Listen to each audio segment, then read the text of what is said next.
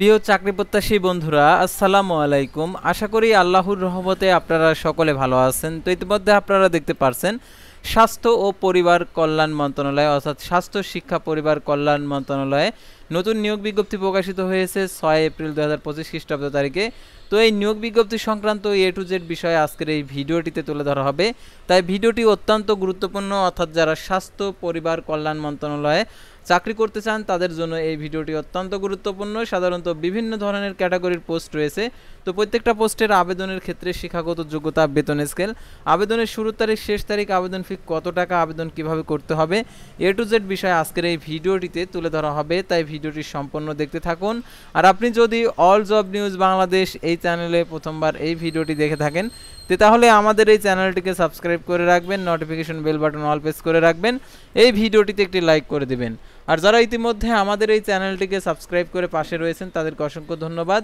Description বক্সে আমাদের Facebook পেজের লিঙ্ক দেওয়া রয়েছে, তো এখানে ক্লিক করে দিবেন, সাথে সাথে আমাদের ফেসবুক পেজে নিয়ে যাবে। তো আমাদের ফেসবুক পেজ এবং ইউটিউব চ্যানেলে যে সকল আপডেটগুলো জানতে পারবেন, সরকারি বেসরকারি এনজিও, ডিফেন্স, শিক্ষক নিয়োগ, sales, marketing, railway job, NGO job, এক কথায় সকল ধরনের নিয়োগ বিজ্ঞপ্তি, পাশাপাশি নিয়োগ পরীক্ষার জরুরি প্রয়োজনে হোয়াটসঅ্যাপ এবং ইমো নাম্বার দেওয়া রয়েছে। তো আর কথা না বাড়িয়ে চলে যাচ্ছি মূল সার্কুলার পেজে, অর্থাৎ আপনাদেরকে দেখে দিচ্ছি স্বাস্থ্য ও পরিবার কল্যাণ মন্ত্রণালয়ে যে নিয়োগ বিজ্ঞপ্তি প্রকাশ করছে সেই নিয়োগ বিজ্ঞপ্তিগুলো।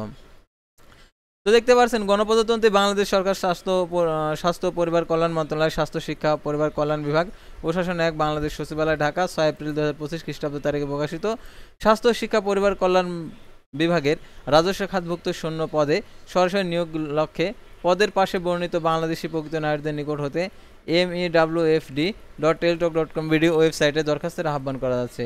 অনলাইন ব্যতীত কোনো আবেদনপত্র গ্রহণ করা হবে না। আর যারা দেখতে পাচ্ছেন এখানে 18 নভেম্বর 2024 খ্রিস্টাব্দ তারিখে প্রকাশিত চাকরিতে প্রবেশের বয়স সীমার অধ্যাদেশ 11/2024 পরিপ্রেক্ষিতে সংশোধিত বিজ্ঞপ্তি প্রকাশ করা হলো। তো দেখতে পাচ্ছেন এখানে যে পদের নাম এবং বেতন স্কেল এবং আবেদন কিভাবে করতে হবে, আবেদনের ক্ষেত্রে সকল জেলা প্রার্থী আবেদন করতে পারবে কিনা সেগুলো আপনাদেরকে দেখিয়ে দিচ্ছি। তো দেখতে পাচ্ছেন প্রথমে পদের নাম 7 মুদ্রাক্ষরিক কম্পিউটার অপারেটর, 13তম গেট 11,000 টাকা থেকে 26,590 টাকা, 18 থেকে 32 বছর, বিভাগীয় প্রার্থীদের ক্ষেত্রে 40 বছর পর্যন্ত শিথিলযোগ্য, পদের সংখ্যা 6টি, কোনো স্বীকৃত বিশ্ববিদ্যালয় হতে স্নাতক সমান ডিগ্রি কম্পিউটার প্রশিক্ষণপ্রাপ্ত, লিপিতে সর্বনিম্ন গতি প্রতি মিনিটে ইংরেজিতে 70, বাংলায় 45 শব্দের গতি থাকতে হবে। কম্পিউটার মুদ্রাক্ষরকে সর্বনিম্ন গতি প্রতি মিনিটে ইংরেজিতে 30, বাংলায় 25 শব্দের গতি, স্ট্যান্ডার্ড অ্যাপটিটিউড টেস্ট উত্তীর্ণ হতে হবে, word processing, email, fax machine চালানোর দক্ষতা থাকতে হবে। সকল জেলা প্রার্থী আবেদন করতে পারবে। কম্পিউটার অপারেটর, 13তম গেট 11,000 টাকা থেকে 26,590 টাকা, 18 থেকে 32 বছর, পদের সংখ্যা 3টি, কোনো স্বীকৃত বিশ্ববিদ্যালয় হতে বিজ্ঞান বিভাগে স্নাতক সমান ডিগ্রি, কম্পিউটার মুদ্রাক্ষরকে সর্বনিম্ন গতি 25 শব্দ এবং ইংরেজিতে 30 শব্দের গতি থাকতে হবে, স্ট্যান্ডার্ড অ্যাপটিটিউড টেস্ট উত্তীর্ণ। ক্যাশিয়ার, 14তম গেট 10,200 টাকা থেকে 24,680 টাকা, 18 থেকে 32 বছর, পদের সংখ্যা 1টি, কোনো স্বীকৃত বিশ্ববিদ্যালয় হতে বাণিজ্য বিভাগে স্নাতক ডিগ্রি, ওয়ার্ড প্রসেসিং সহ কম্পিউটার চালানোর অভিজ্ঞতা থাকতে হবে। তার অফিস সহকারী কাম কম্পিউটার মুদ্রাক্ষরিক গ্রেড 16। তো দেখতে পাচ্ছেন এখানে 9,300 টাকা থেকে 22,490 টাকা, 18 থেকে 32 বছর, বিভাগীয় প্রার্থীদের ক্ষেত্রে 40 বছর পর্যন্ত শিথিলযোগ্য, পদের সংখ্যা 16টি, কোনো স্বীকৃত বোর্ড হইতে উচ্চ মাধ্যমিক সার্টিফিকেট সমান পরীক্ষা উত্তীর্ণ, কম্পিউটার প্রশিক্ষণপ্রাপ্ত, কম্পিউটার মুদ্রাক্ষরকে সর্বনিম্ন গতি প্রতি মিনিটে ইংরেজিতে 20 এবং বাংলায় 20 শব্দের গতি থাকতে হবে, স্ট্যান্ডার্ড অ্যাপটিটিউড টেস্ট উত্তীর্ণ। তারপর দেখতে পাচ্ছেন ওয়ার্ড প্রেসিং, ইমেল, ফ্যাক্স পরিচালনায় দক্ষতা থাকতে হবে। অফিস সহায়ক 20তম গেট 18,250 টাকা থেকে 20,010 টাকা, 18 থেকে 32 বছর, পদের সংখ্যা 20টি, কোনো স্বীকৃত বোর্ড হতে মাধ্যমিক স্কুল সার্টিফিকেট সমান পরীক্ষা উত্তীর্ণ। তারপরে এই সকল নিয়োগের ক্ষেত্রে আবেদনের নিয়মাবলী, আবেদন ফর্ম পূরণ ও পরীক্ষা অংশগ্রহণের ক্ষেত্রে নিম্নের শর্তাবলী অবশ্যই অনুসরণ করতে হবে। 1/4/2025 খ্রিস্টাব্দ তারিখে বিজ্ঞপ্তি 3 নং কলামের বর্ণনা অনুযায়ী বয়স প্রমাণের ক্ষেত্রে অ্যাফিডেভিট গ্রহণযোগ্য নয়। সরকারি, আধা সরকারি, স্বশাসিত প্রতিষ্ঠানে চাকরিরত প্রার্থীদেরকে যথাযথ কর্তৃপক্ষের মাধ্যমে আবেদন করতে হবে। ডিপার্টমেন্ট ক্যান্ডিডেট ঘরে টিক চিহ্ন দিতে হবে।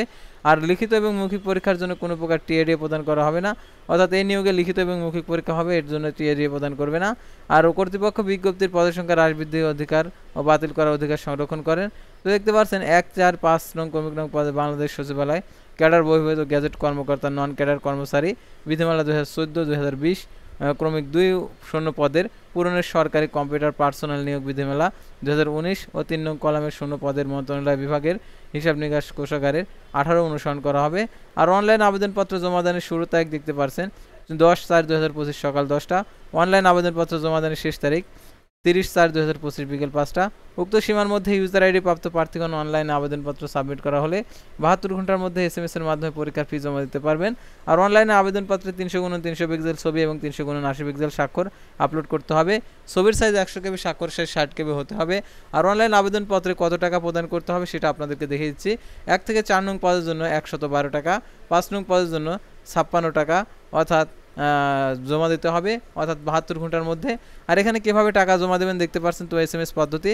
আর এই নিয়োগের প্রবেশপত্রটি আপনি যে মোবাইল নাম্বারে উল্লেখ করবেন সেই মোবাইল নাম্বারে আপনাদেরকে প্রবেশপত্রের বিষয়টি এসএমএস এর মাধ্যমে জানিয়ে দেবে, সেহেতু সেই মোবাইল নাম্বারটি সচ্ছল রাখবেন। আর এই নিয়োগের পরীক্ষাটা হবে ঢাকাতে।